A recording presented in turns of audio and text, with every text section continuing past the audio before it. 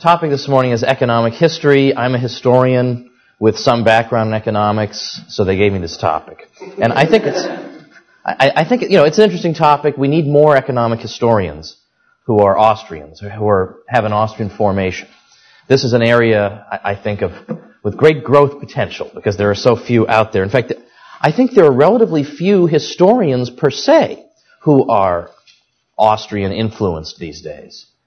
David Beto of the University of Alabama was pointing this out on the Liberty and Power blog not too long ago, that we actually have a lot of economists now, relatively speaking, compared to the past. We have a lot of economists, but now the number of historians has started to sag. So don't neglect this ancient and honorable profession. This is worth pursuing.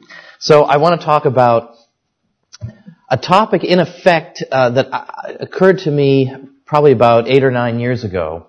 And I only really wrote it up about 2.5 years ago, and that's the general subject of what Austrian economics has to teach historians, because that's part of what I want to talk about today. Is, okay, so you've learned Austrian economics, and you're a historian, or you're an economist doing historical work. How does this give you an advantage over your peers? It seems like it should. So what is that advantage, and how do you use it and exploit it? So I finally wrote this up. I gave it as a conference paper in early 2007, and now it's published in the Quarterly Journal of Austrian Economics, What Austrian Economics Can Teach Historians. And I started off in that paper pointing out that in the United States, history became a kind of an official discipline, so to speak. That is to say, a discipline characterized by certain professional standards, and it became removed from what it once was, which was a field largely of amateurs, dilettantes, people, who didn't have any particular training, but just were interested in some subject and would write about it. But in the 20th century, the profession became kind of snobbish and wanted to build up its barriers to entry, and so began to claim that you had to have all this special training to be taken seriously as a historian. I went to Columbia University for a PhD, so you'd think I would have some super special training. Here's a little secret I learned at Columbia. There is no special training to be a historian. There just isn't. That's just a scam. Anybody who's remotely intelligent can be a historian, right? I mean, all you have to learn is, how to find manuscript collections. Okay, the librarian can give you a 10-minute tutorial on this. This is not some secret teaching that you need, the Gnostics at Columbia to teach you. What's the other? I mean, look at Herodotus, right? I mean, what university did he go to? He simply learned how to sort sources, and that if he's going to write about the Persians or, whatever people he's going to write about, he's going to understand that people who are Persian are going to say pro-Persian things, and Persian's enemies are going to say anti-Persian things, and you have to sort of sort this all out. Okay, common sense, really. But one of the qualities, though, that was said to characterize the good historian at a time, as I say, in the early 20th century, when the profession was really coming into its own as a professional, as a profession in its own right, was that the historian needs to be impartial, right? I mean, he can't bring whatever his personal axes to grind are to the study of his subject. So impartiality was one of the key principles that characterize the good historian. Well, what follows from that, in some people's minds, is that a real historian comes to the data unprejudiced. That is to say, unprejudiced by any theory. So there were some who argued that the real historian is kind of like the Francis Baconian scientist, who just gathers the data with no preconceived ideas. And then he looks at the data and lets the data tell the story. Now, that's not just I'm not caricaturing this view. This actually was, for example, there was a figure named Edward Cheney who criticized the practice in the early 20th century of beginning the examination of historical facts with any theory of interpretation. He said the simple but arduous task of the historian was to collect facts, view them objectively, and arrange them as the facts themselves demanded. And he said that a good historian is capable of producing a record of facts that, and again in his words, when justly arranged, interpret themselves. Now we get into sort of epistemological questions. I mean, do facts interpret themselves?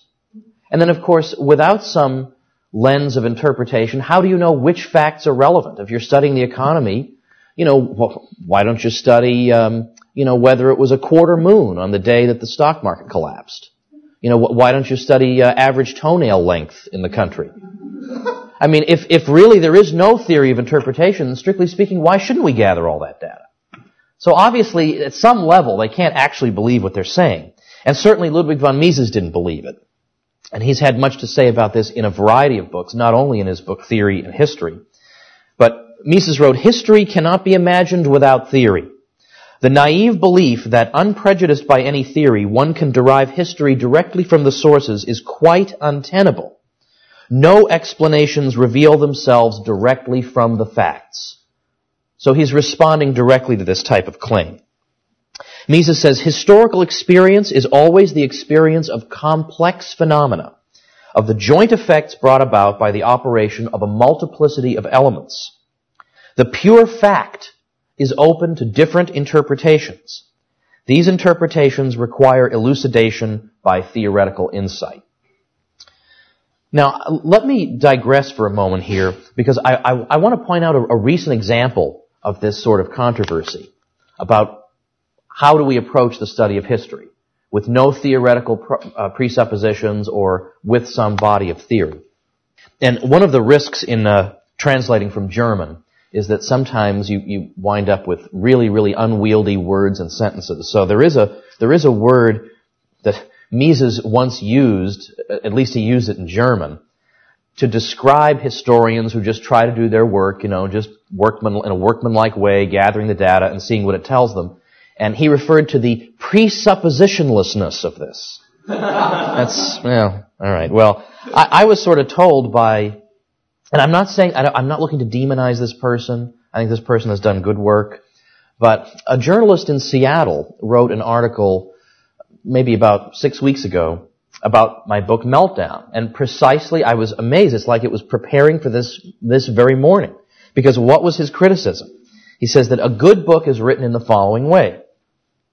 You immerse yourself in the facts, see what the connections are, and let the story itself tell you what the explanation is. So this was my fault, was that I went into the study of the economic crisis with a theory. And that this, he's arguing, is prejudicing the way I look at the events of the past however many years. And that instead I should be doing what a couple of other authors did, and he's referring to Paul Muolo and Matthew Padilla, who wrote a book called Chain of Blame, How Wall Street Caused the Mortgage and Credit Crisis. And he says that these people are doing what you should do. They looked around, and they saw there was a mortgage and credit crisis, and so they started writing about the various incidents that composed it.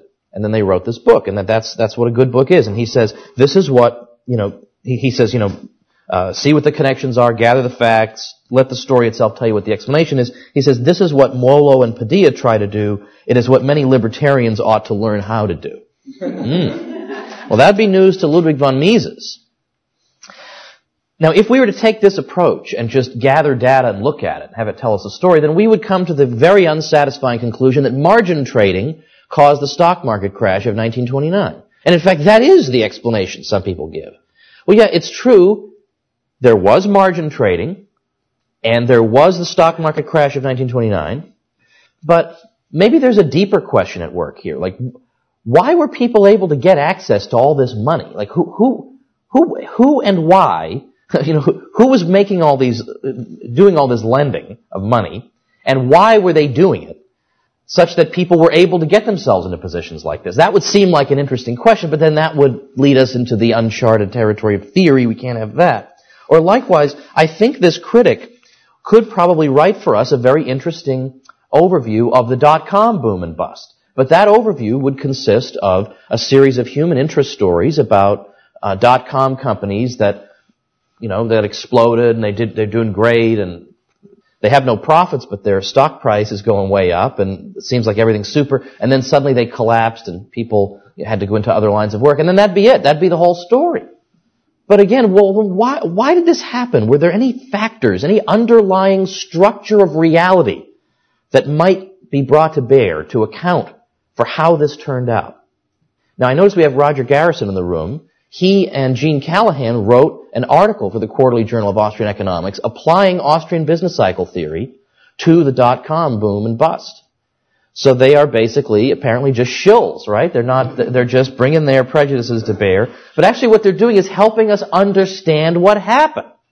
Because the facts themselves cannot simply tell the story. And likewise, if you're going to tell me that, well, this financial crisis was caused because all these private lenders made dumb decisions, again, I want to know, is there any underlying factor that's causing them to make these dumb decisions? But secondly, knowing what we know about the way the financial system works and taking the critical eye the Austrian school teaches us to have, how accurate is it to say that we even have any type of private system, right? I mean, the system is shot through with bailout guarantees and deposit insurance and all kinds of special privileges the banks get to insulate them from dumb decisions they make. So the whole thing is a witch's brew of intervention. So again, that's the sort of eye we're supposed to bring to these things. Now, of course, you've probably learned this week about the German historical school. Late 19th century, there's a dispute between the German historical school, especially the version of the school that comes relatively later, that is even more anti-theoretical, and the Austrian school, the German historical school being historicists and arguing that whatever economic truths we might derive are simply confined to certain historical times and places and are not of universal application. And of course, the Austrian position is very much the opposite, that economic laws are of universal application. And that when you learn the law of marginal utility, you realize that no accidents of culture could vitiate this. I mean, it doesn't matter if you listen to rap music or you listen to symphonies or if you use chopsticks or forks, you still have marginal utility. I mean, none of this is relevant to that. That is a universal law that applies always and everywhere. But the Austrians go beyond even this and say that these laws are not testable.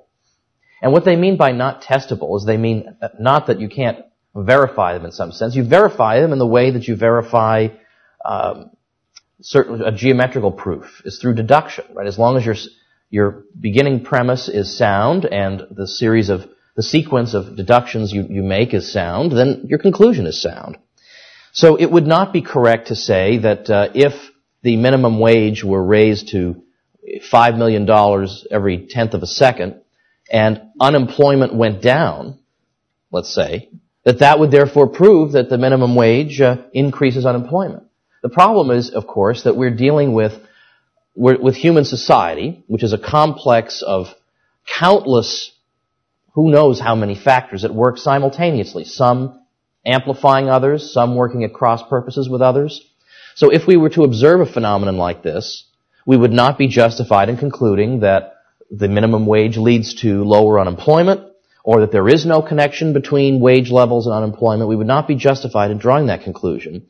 And as Walter Block pointed out, even people who claim to be positivists and they gather their data entirely from observation and not from any theoretical presuppositions, they are completely presuppositionless, that even those people have, nevertheless, an inchoate fundamental understanding of how the universe works, such that when they're collecting their data, if it comes back wrong, they know they did it wrong. So at some level, as Walter says, if you scratch a good positivist, you find a praxeologist underneath there. So let me elaborate on this, because these are controversial statements, but after a while, I think they become pretty commonsensical. Economic theory, Mises says, is the indispensable tool for the grasp of economic history. Economic history can neither prove nor disprove the teachings of economic theory. It is, on the contrary, economic theory which makes it possible for us to conceive the economic facts of the past. Now, this is especially helpful, as I say, for an economic historian. The economic historian is taking economics and history and employing both disciplines simultaneously. Now, most economic historians know more economics than other branches of historians do, but nevertheless, it is the generalist historians who tend to write the textbooks, the general American history textbooks. It's not economic historians who tend to write them. So when you read the economic history in the typical American history textbook, it's usually a repeat of whatever the previous generation of textbooks said, because the author knows nothing about it and just figures, well, I'll just repeat whatever the consensus seems to be, or it's sort of like the discomfort that your social studies teacher visibly displayed when you got to the part in American history when you're talking about bimetallism and gold and silver coins. They don't know what on God's green earth this whole controversy is about, other than apparently the farmers want silver. But, I mean, they have no idea. So what are they going to do? They're just going to go back and see what other people have said. And so they, in effect, not having any theory, the argument is that if we bring theory to bear, we are prejudicing the outcome. But if you don't bring theory to bear, you're also prejudicing the outcome, because how are you going to choose which version of the narrative you want? You're just going to go and see which one conforms to your political prejudices. Now, one of my professors at Columbia, a distinguished historian, even admitted in a lecture course that he had no idea what caused the Great Depression. He said, I'm going to give you some competing theories, but I have no idea which one is correct. And of course, need I point out he didn't mention the Austrian theory. So at that time, I still had enough desire to be the smart alecky kid that I did in fact feel compelled to raise my hand, and I explained the Austrian theory, and he was gracious enough about it, but probably wished I hadn't done it. But he said to us that he had no idea which one was correct, so therefore he chose the one that seemed most in line with his personal political views. So he chose basically the underconsumptionist thesis that suggests that, the free market on its own leads to these imbalances in income that are unsustainable, because if poor people don't have enough money, they can't afford to buy the stuff, and then if nobody's buying stuff, the whole thing collapses. He says that he kind of likes that, because that implies that we need, overlords from Columbia and Harvard to be in charge of deciding who gets what, so as in order to keep the economy in balance. See, that's just super. So that was the one he adopted. So he goes into it without any theory, and instead of giving us pure science as a result, right? There's no theory, so the result is pure science. No, the result was pure ideology and propaganda. That's what it is, inevitably. So that's what we got. But of course, I sat there sort of in the know, going, these poor souls sitting in this room. If only they had read The Austrian Theory of the Trade Cycle and other essays with an afterword by Roger Garrison. Think of the advantages they'd have over everybody else. All right. Now, so without theory, in other words, history just becomes just a sterile catalog of discrete occurrences. That's all it is. And that's not, or as, who was it who said, history is just one damn thing after another. I mean, that's basically what it becomes. So, if, for example, if A leads to B, but you think A inhibits B, you're not going to do a good job as an economic historian. You've got to understand something about the fundamentals. So, for example, there are a lot of monetary histories of the United States that are really not that useful, particularly in the colonial period, because the colonists are complaining about there's a shortage of money. Well, okay, I should say there are some ways in which that statement can be understood in a non-ridiculous way. But there were a lot of people who were making it on ridiculous grounds. There's a shortage of money, and so we need more money created. Well, okay, but if you have the Austrian insight that any supply of money can in fact facilitate all transactions, and in fact that's not even, Ricardo made that point too. It's not, I suppose, a purely Austrian insight, although it's only the Austrians who seem to highlight it these days. But then you can sort of evaluate this. Then you say, well, all right, this doesn't seem like a really good rationale for printing up paper money, an alleged scarcity of money, so what else could be at work here? And so that encourages you to dig deeper. Whereas if you simply accept what the people are saying at face value, you're not encouraged to dig deeper. You just take their complaint and go with it. Or Austrian business cycle theory. Obviously, this is very useful to a historian. And Rothbard, in his book America's Great Depression, makes the epistemological point that you can't simply gaze at sheets and sheets and sheets of data and expect the answer to pop out at you. Again, how do you know what data is even relevant? So he says this is futile. Instead, you have to begin with a theory and then bring it to bear to your study. So if we see a massive economic downturn, so what we're going to start looking for, was there an expansion, an artificial credit expansion that preceded this? We know to look for that because we know that there's a cause and effect relationship. We know that there is a causal structure of reality that is at root here that is timeless and that is universal. So we know to look for that. Whereas an average historian has no idea that he's supposed to look for that. So he'll say that, well, there was a lot of crazy, mad speculation that was going on, and it led to a bust. And that, of course, leaves us to wonder, why isn't there always crazy speculation going on? Why isn't this going on 24 hours a day in every country in the world, et cetera, et cetera? And incidentally, I've actually heard more recently the argument that, and I didn't realize how widespread this is, that the reason we have depressions, and we see this in the 1920s, is that in the 1920s we had tax cuts. And the tax cuts meant that the rich got to keep more of their money. And the rich do stupid things with their money. They become speculators.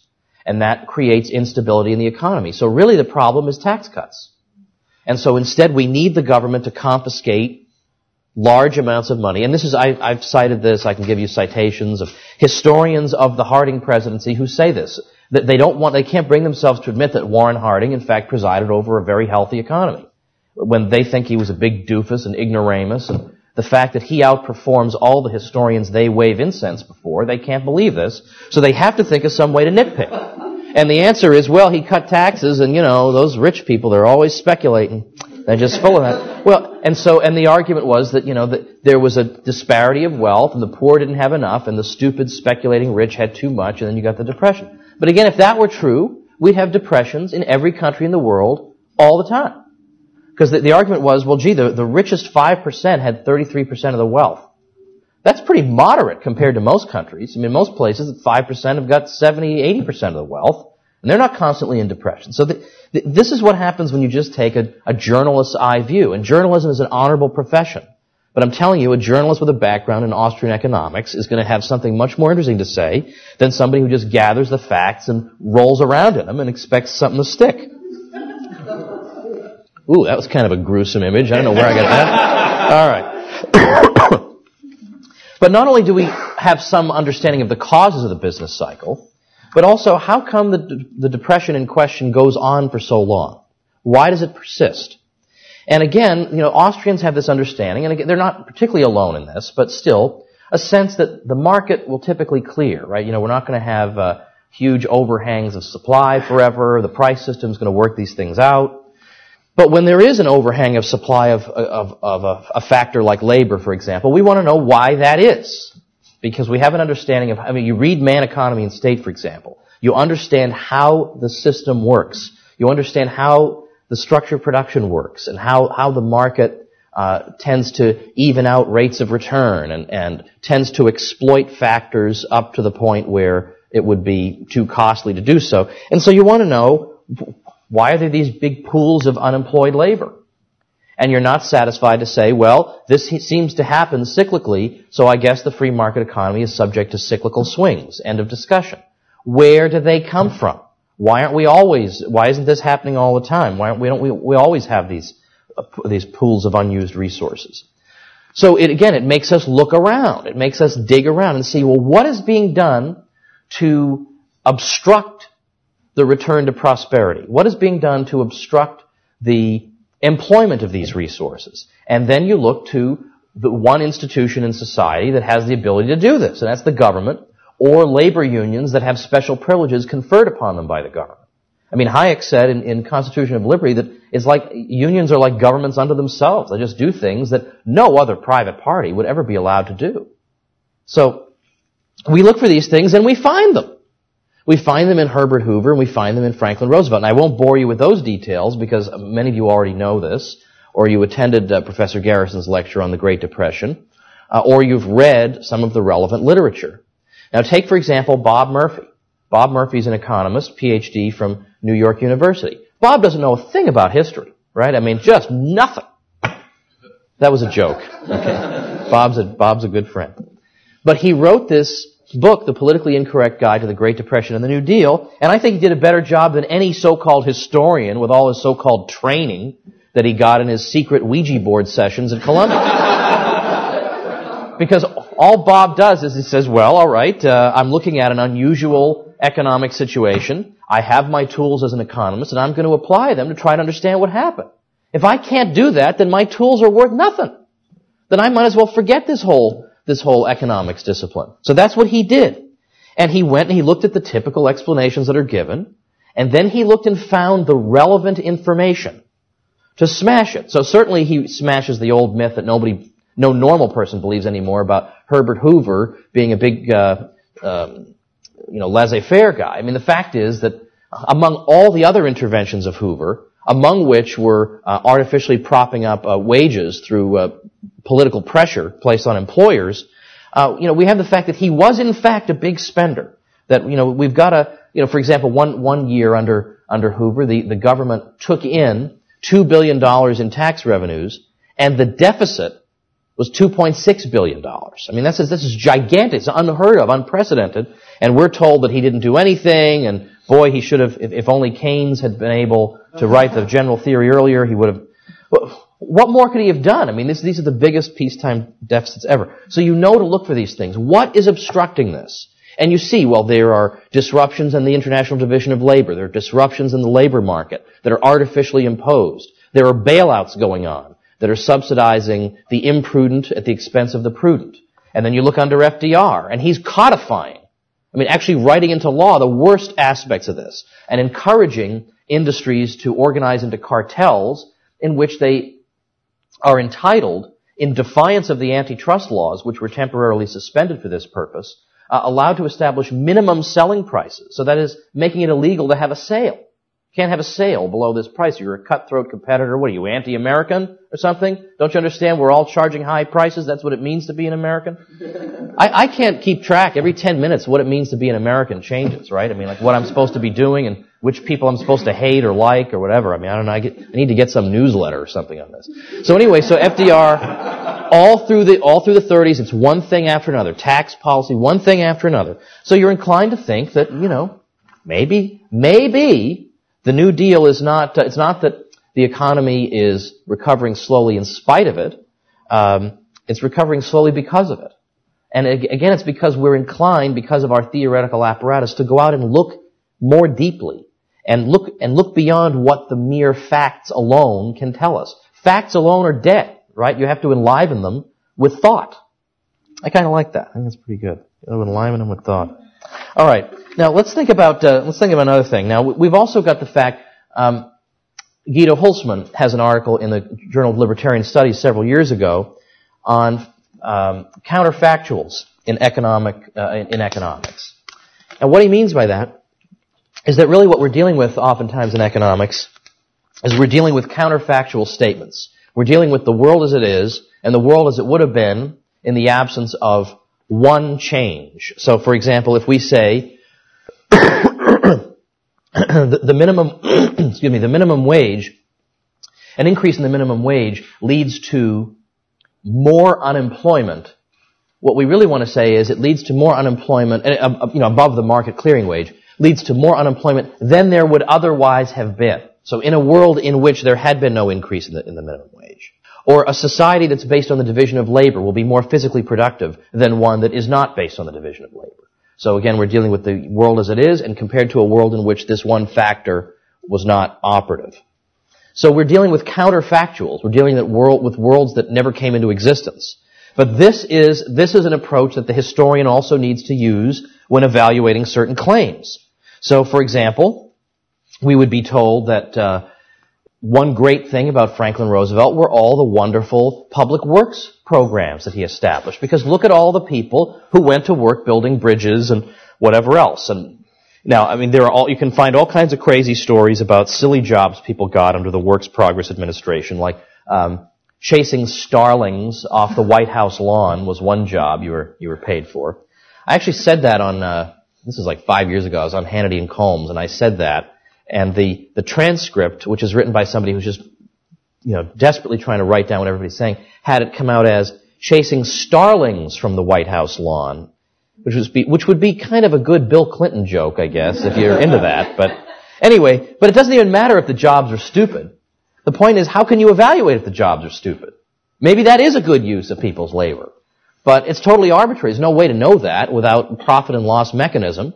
And when the institution that is employing them gets its revenues not voluntarily, but by seizing them from people using the police, well, you can't really tell if there's really been value added, right? If this is something people would have spent their money on voluntarily. It is possible, theoretically, that people were all just about to start spending money on services like this, so that this was all a wash, but I'm inclined to think not. So, first you have to say, well, what about compared to a world in which we didn't have this? And this gets us a little far afield, because then we get into the argument about idle resources, because the sophisticated, the non-crude Keynesian would come back at you and say, well, these resources were all idle anyway, so there's no real cost involved in employing them. That's a separate topic that I've dealt with in some other articles. But all the same, we call to mind Henry Hazlitt and his amplification of the point that Bastiat makes, of course, in the essay you're all tired of hearing about, what is seen and what is not seen, that it's not enough to say, hey, look at the guys working on the bridge. What might these resources, where might they have been directed otherwise? And what business firms or what streams of spending have now been discontinued because the funding to create this thing seized those streams of spending and redirected them elsewhere. And of course we know that because governments lack the profit and loss mechanism, the projects they engage in are always economically arbitrary. So it's not simply that, well, we might have spent the stuff on this, but the government spends it on that, and so it all comes out even. It doesn't come out even. It's impoverishing because the government necessarily directs these resources to arbitrary things that are money losers. If they weren't money losers, people would be doing them already. So this, again, this is a way that you can evaluate the kind of normative claims that historians typically fall into making. I mean, if you read histories of FDR, they are shot through with moral judgments. Even just the use of the word fortunately or unfortunately. Well, unfortunately, this bill didn't pass. Well, wait a minute. To say that that's unfortunate requires a whole understanding of how the economy works, that I see no evidence of any comprehension of this elsewhere in the book. So how can you say fortunately and unfortunately? So they're all using some kind of preconception, but usually it's just some crude political preconception they always have, or some equally crude superstition they were taught in 4th grade that the government is their wise overlord and it always helps to bring about stability. And this is what they bring to the study of history, but we can't be so careless. I like the way Henry Hazlitt puts it, though. He says that, well, first I'll read just his little passage, but then he's got this little line that is kind of snide, but beautifully snide. He says, the employment argument of the government spenders becomes vivid and probably for most people convincing once you actually see the people working on, for example, the bridge. He says, but there are other things that we do not see because, alas, they have never been permitted to come into existence. They are the jobs destroyed by the $10 million taken from the taxpayers. Ah, Henry Hazlitt, living in a time when $10 million would be taken from the taxpayers. All that has happened at best is that there has been a diversion of jobs because of the project. More bridge builders, fewer automobile workers, television technicians, clothing workers, farmers. But this is what I like. He says that the very existence of the bridge is usually enough to win the argument, and then these are his words, with all those who cannot see beyond the immediate range of their physical eyes. So all I can see I see the bridge. So like these programs are great if you're appealing to a population of drones. I see the bridge, and without this bridge there would have been nothing else. It would have just been a big old void of nothingness that we would have been plunged into. And he says that, and he goes on, in case we didn't get that he was trying to be snide, he says, there are all the things like the unbuilt homes, the unmade cars and washing machines, the unmade dresses and coats, perhaps the ungrown and unsold foodstuffs. And he says that to see these uncreated things requires a kind of imagination that not many people have. So he's pretty frustrated at this point, I think, with people at that point. Okay, all right. Now, I think an article that's very useful for people to read, regardless if you're going to go into economics, philosophy, history, or whatever, is an article Mises wrote in a Festschrift Rothbard wrote in a Festschrift for Mises, 1956. By the way, a Festschrift is a book of essays written in honor of some scholar and written by people who are influenced by this scholar or students of this scholar or whatever. And I don't know if all of you saw the Mises blog, but last night some of the faculty had to say, when people were saying, hey, can you stick around and talk, we had to sort of cryptically say, I'm sorry, we have an engagement to go to. And the engagement was in honor of Hans Hoppe's 60th birthday. Everyone presented him with a Festschrift that's been secretly worked on for the past year. A wonderful book that's now available here at the Mises Institute. Essays in honor of Hans Hermann Hoppe. And the cover is this beautiful silhouette image of him with the hat, which if you're a fan of his on Facebook, it's the hat silhouette image. And it's very rare to see Hans sort of emotional and hugging people. Not drunk, by the way, actual hugging people. So that went on last night, and that was a wonderful little thing. And so we're all glad that nobody spilled the beans and blew this story the way a certain faculty member gave away the fact that we were having a surprise party for Doug French the other night. I won't say who. The poor guy sent out an email and forgot that Doug was CC'd and said, "Hey, anybody needs a ride to Doug's party? We'll be leaving." But thankfully the Hans thing was kept a secret. All right, well anyway, in this Festschrift for Mises, Rothbard wrote an article called Toward a Reconstruction of Utility and Welfare Economics. And this is, really, the more you read Rothbard, and again, there are plenty of people at the Institute in our work where, we've got disagreements with Rothbard in the journals and philosophically, there are all different disagreements. So it is not as if we treat the guy like some cult figure and we all bow down before him. We have little shrines at home with flowers and candles and his picture.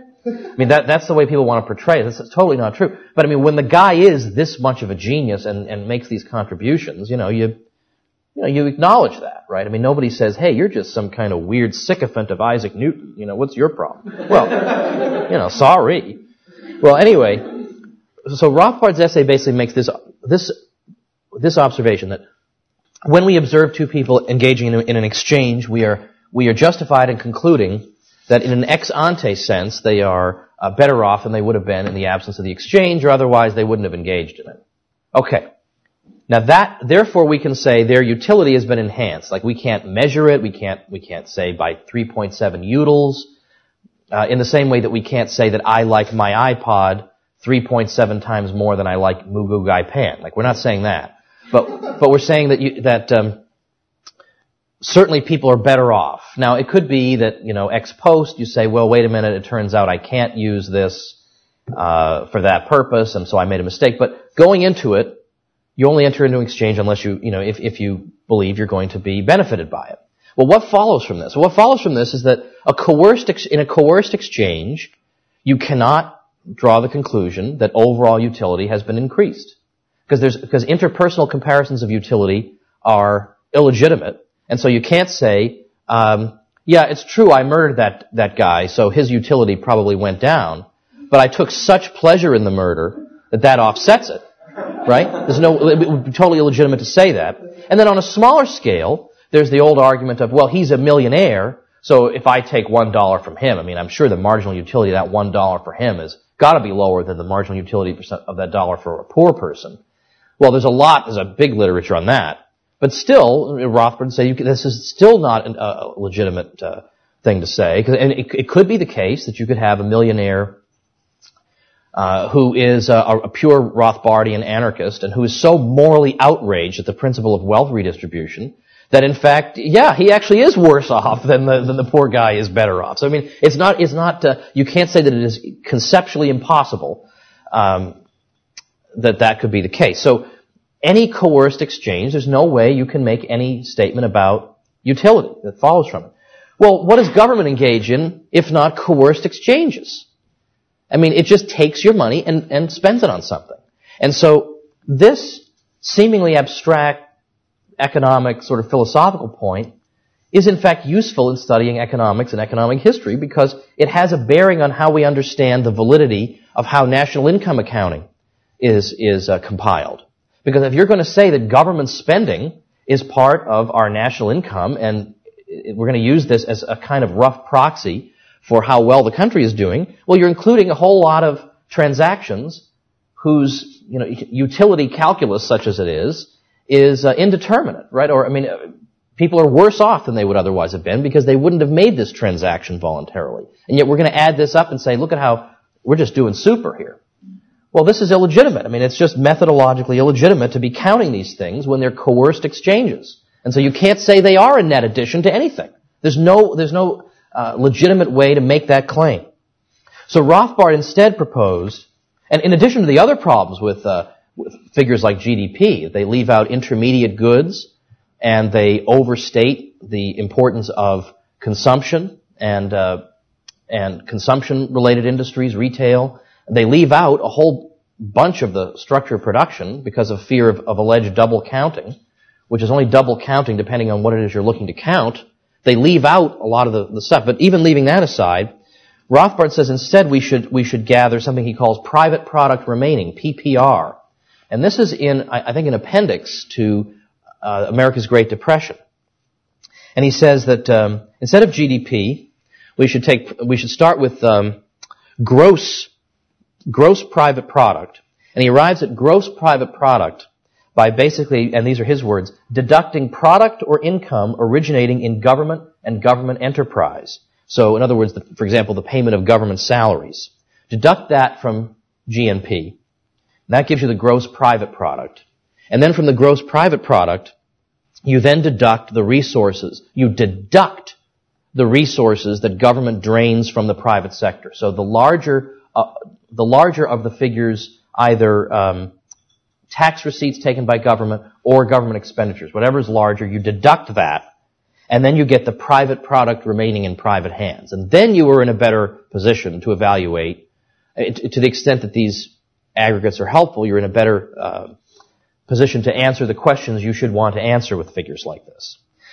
Now, in turn, something follows from this. There's been a controversy for years involving the subject of World War II and the Great Depression. Now, in fact, I'm being kind in calling it a controversy. If only it had been a controversy.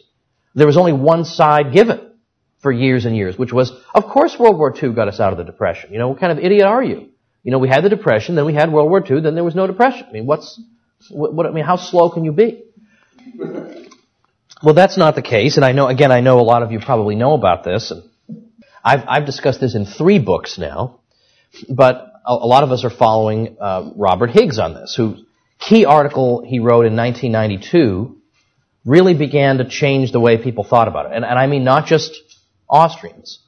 His thesis on this subject is now being mentioned in textbooks and taken very seriously. And you don't have to dig around for his 1992 article because it's now in a book. And I find that I didn't realize they had it out in paperback now. Oxford University Press released his book, Depression, War, and Cold War.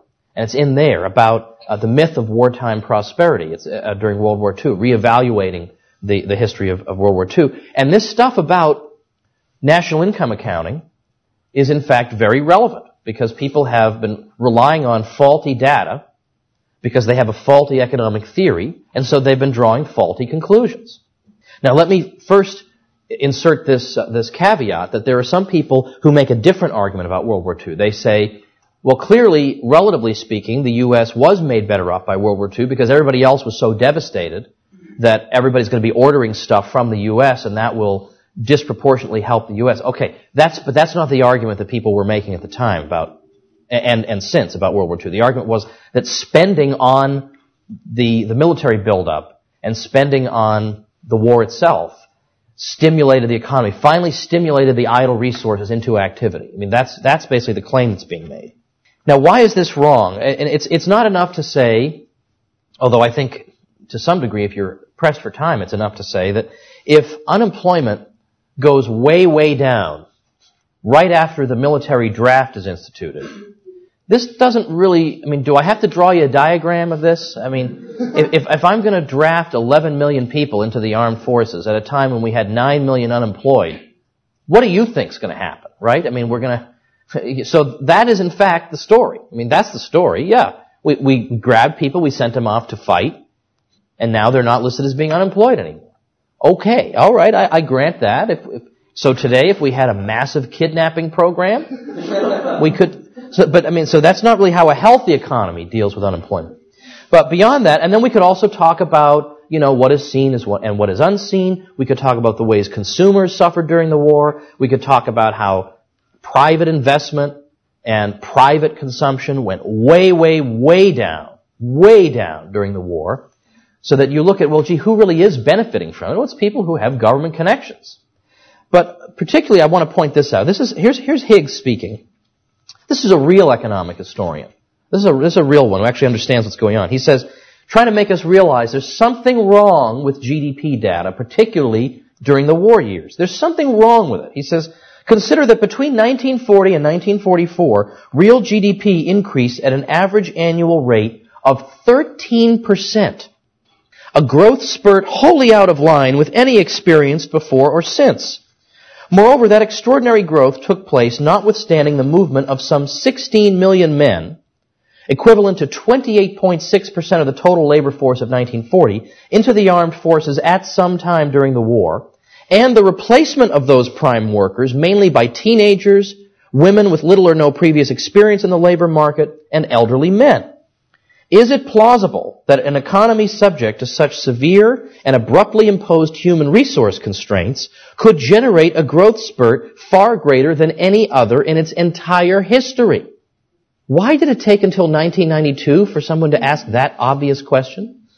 That, in other words, we seriously degrade the quality of the labor force on a scale never before seen, and the result is the greatest growth in American history? Why don't we start hacking off people's legs? Maybe we'll get the greatest output ever. And he says further, is it plausible that when the great majority of the servicemen returned to the civilian labor force, some 9 million of them in the year following VJ Day, while millions of their relatively unproductive wartime replacements left the labor force, the economy's real output would fall by 22% from 1945 to 1947? So in other words, if you believe the wartime statistics that tell you there was a fantastic economic boom during the war, is unlike anything we've ever seen, then you also have to believe those same statistics when they tell you that the year 1946 was the most catastrophic time in U.S. history. At a time when we started getting the quality labor force back, that's when things really tanked. But if you lived during 1946, you know that's not the case. I mean, who are you going to believe? The GNP statistics or your own eyes, right? If you lived through that time. So how did this happen? Why are the statistics so wrong? Why are they telling us a story that's so wrong? Well, they wouldn't have been telling us a story that's so wrong if they'd been private product remaining statistics. If we'd actually looked at the real economy of real people, not the economy of bombs and missiles that are going to be destroyed. Yeah, we're building a lot of stuff that we're then going to go destroy. That'll make us rich. That can't really be, right, just on a common sense level. But what Higgs says, and again, this is a very sort of Mengerian type of observation, is that you can't have meaningful market prices in the absence of voluntary exchange. Because it's through voluntary exchange that people's value scales are actually given play. And then the price that we wind up with is in fact something real. It actually is the result of real people engaging in buying and selling. But a lot of the prices, I mean, given that 40% of the labor force was either drafted into the armed forces, or were civilian employees of the armed forces, or were working in military industries, and given the enormous amount of the economy that was involved in war production, and given that those goods that are produced, they don't have market prices attached to them, well, when you add up all these prices, you're going to get one giant nonsense number. Because, for instance, the price of, this sort of clock, the kind of clock that you might see, sitting on top of some ticking bomb in a Batman series. But this clock, the price of this clock came about through competitive bidding between buyers and sellers. But the price of some warplane or some tank doesn't come about that way. They just decide, all right, we'll pay this much. All right. That's how it comes about. It's not the free market. So these prices, and then there are spillover effects on other prices. These prices are completely arbitrary from a market point of view. They have nothing to do with buying and selling. They have nothing to do with marginal utility. They have nothing to do with price theory. They're just totally arbitrary. They're command and control prices.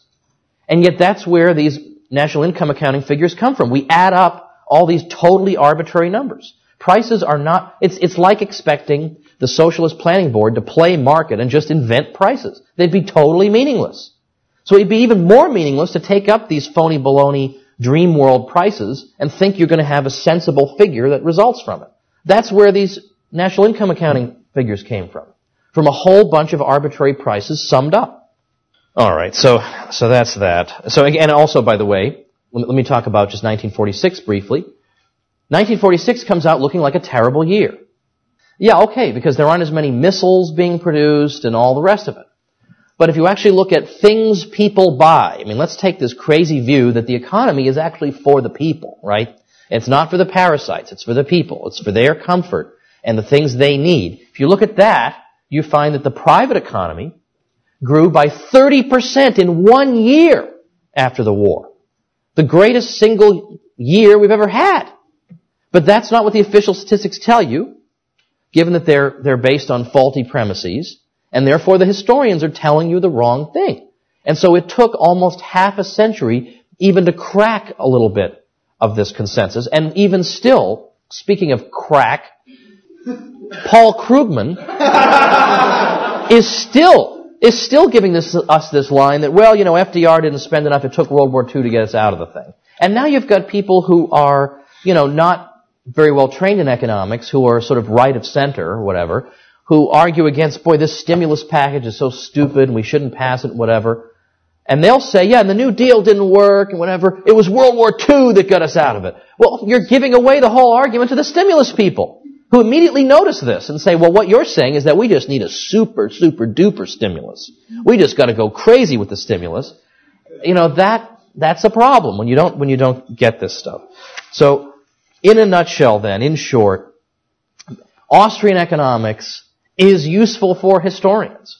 And it is because of people like Bob Higgs, who is, I think one of the best economic historians living today. And I think he deserves a Festschrift for anyone who's listening. His body of work is extraordinary contribution. Is there one in the works?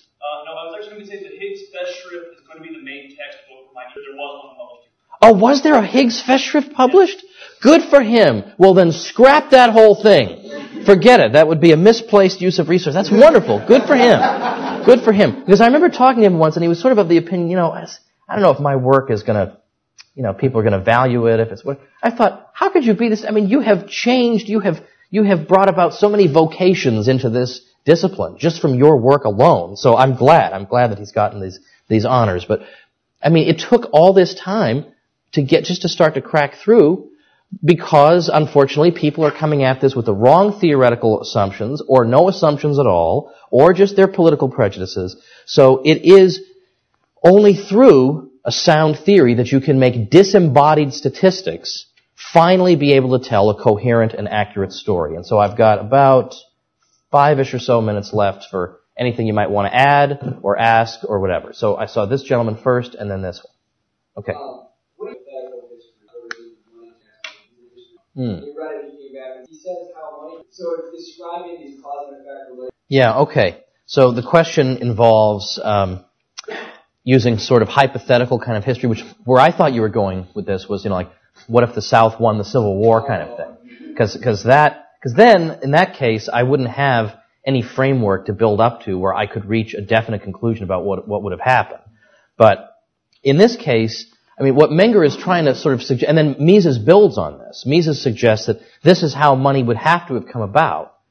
I guess this is an epistemological question, but if Mises' argument is correct, that money has to come about voluntarily, then it's correct, right? I'd want to know what are his counterexamples, because usually when you flip through and you look closely at the counterexamples, they're actually not counterexamples. Like, people will sometimes point to the paper monies of the American and French revolutions as counterexamples. They're not, because they were initially defined in terms of an existing money.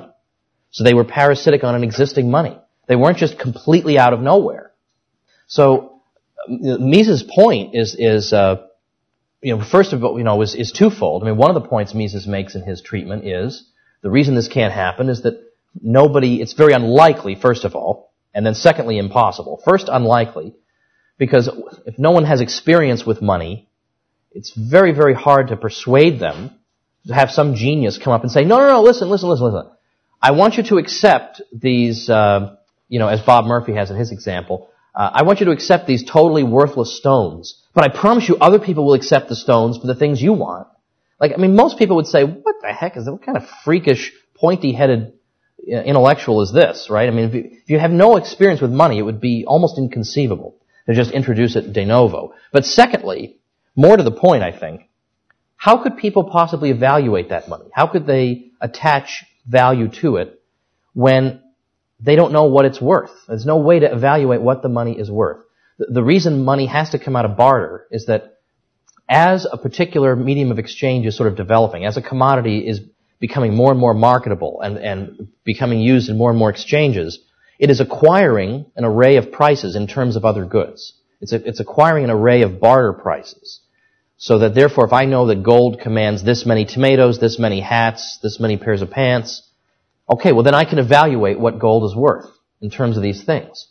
And then gold then becomes the money. Well, then there's a previously existing array of barter prices that helps me to evaluate the value of the gold. But if somebody simply says, we're going to start using this paper, so here's 17 of them, how would I have any way of knowing how I should value it? How would I even know what my demand for this is? If I don't know how many tomatoes it commands, how do I know? Do I want to keep $12 in my cash balance? Maybe $12 is poverty level. There'd be no way to evaluate it. And so just from that logical point of view, you'd have to say, well then, yeah, how could you do this other than, and in fact, I think one of the great contributions Rothbard makes in What Has Government Done to Our Money is to show historically how this has happened. Is that there's an already existing medium of exchange. Then governments come into the picture, they monopolize the mint or whatever, they issue paper money substitutes for the precious metal, then they take the precious metal backing away. They don't just come along and say, here's some paper money for all of you people to use. Why don't they do that? You can't do it. So anyway, I would want to know what the guy's counterexamples are and all that, but there's a guy, kind of crankish I think, named Stephen Zarlenga, who claims he has overturned and refuted Menger's theory of money. I haven't read it just simply because forgive me for being so superficial, but I went to the guy's website, and there are some websites that as soon as you look at them, it's like all the crankiest people have the same HTML person. Everything's on one giant scroll down page with flashing things with clashing colors and stupid fonts and whatever, and the Illuminati or something, on every one. So I admit I haven't. It's my fault. I haven't looked at the critics, but I don't see how you could sustainably criticize this. All right, let me just take this one really quickly because we're almost out of time. Oh, it's called Toward a Reconstruction of Utility and Welfare Economics, and I'm sure if you Google that in quotation marks, you'll be able to get it on Mises.org.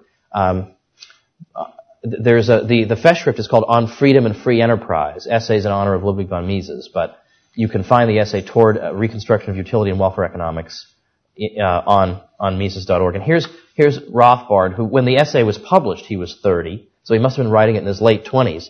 And it is really such a sweeping, fascinating, bold article for a punk kid to be writing. It's just astonishing to me. Okay, well, I can talk to people informally because I think we're exactly at 10 o'clock. So,